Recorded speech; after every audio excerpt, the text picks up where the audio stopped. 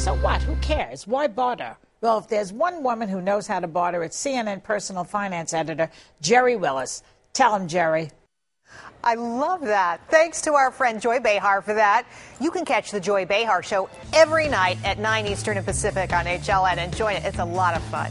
Okay, let's get down to business. Money is tight for all of us these days, and some say bartering is the new national pastime. Janet Bodner is the editor of Kiplinger's Personal Finance and joins us now from Washington. Okay, Janet, tell us why you think bartering is so popular now. Well, a couple of things, Jerry. First of all, it's a good deal, and we're seeing on sites like Craigslist and that sort of thing, the interest is just increasing by leaps and bounds. And aside from the fact that you can get good deals, apparently it's fun. People actually like this. They like to do deals. Well, I know people do this all the time. You know, they'll trade, like, you know, I'm redoing my bathroom. I have somebody who knows how to do some of that. Or come over and then I exchange something else for them. You know, people do it informally, but you say increasingly people are doing it online. What are the good websites? Well, there are a couple. There are a number of them. One is called BarterQuest. One of them is called BarterBee. We actually, on our website, on our homepage at kiplinger.com, we list them all and we tell what services each of them offers, so people can go on there and look. But you know, the sites are taking advantage of the interest, the very growing interest in this, so that people can actually post their goods and services that they have up for barter. Is it buyer beware, though? I would think that it might be dangerous online on some of these sites because you really don't know the person you're bartering with.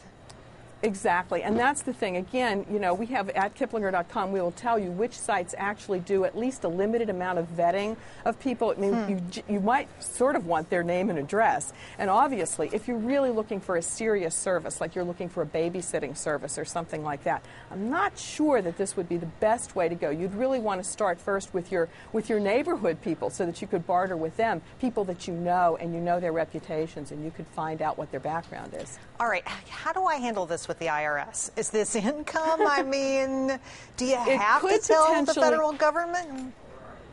Well, a couple of things, Jerry. It could potentially be, if you're just doing this occasionally, then probably you're okay. If it's something that you're doing, if you really get into it and you're doing it a lot, I think what you do, you need to go to the IRS website and they can give you all the rules on bartering. Now, if you're a business and you're doing this routinely and you are trading services with another business, it probably does count as business income. So it kind of depends on what level you are. If you're just an accidental barterer versus someone who does it all the time.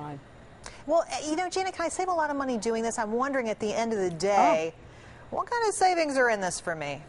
Well, look, I mean, it's interesting, Jerry. Some of the examples that we used in our story, we used someone who traded, of all things, a clothes dryer for a table saw. You know, who knew? Something like that. Or we were talking about, you were talking about leases and how leases and maybe cell phone contracts that people get involved in, and then they're tired of their car lease or they want to get out of their cell phone contract. Sometimes you can barter this because there are other people who want short-term contracts or who would like your lease. So there are ways to get out of things early. So that's a very interesting thing. Right, when I was getting my makeup done before, the makeup artist here was saying, you know, I would like to barter my services for a wedding party. Maybe a dentist's daughter is getting married and he would clean my teeth or whiten my teeth for me, you know, and I would like to barter that kind of a service. Or a dermatologist and doing Botox injections, you know, so there's a lot of creative stuff going on out there. And I love that idea. It's a creative solution to a tough problem if you're short on money. Janet Bodner, thanks for bringing it to us.